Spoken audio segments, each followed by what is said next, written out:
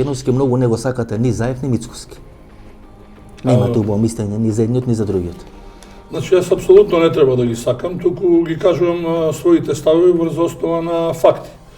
Како да ги сакате кога едниот ви е амнестиран, кој ќе доаѓа на власт со помош на нелегално прислушување и разговори, и при тоа, рушејќи го претходниот режим, едноставно ветува се и се што од тоа да не излезе ништо, значи се спротивно. Од друга страна имате еден натурализиран ВМРО-вец, кој што од некоја друга политичка партија доаѓа. Што подразбирате по натурализиран ВМРО-вец? Тоа значи дека човекот кој што не бил во ВМРО, кој што бил во други политички партии и водејќи се од својот прагматизам, влетува во одреден период во партијата, успева успешно да се докопа до највисокото раководство, при тоа верно да му служи и со заминувањето нивно од власт, тој едноставно ќе треба да ги испере сите нивни гревови, по можност дури и да ги врати во државата бегалците и неговите патрони.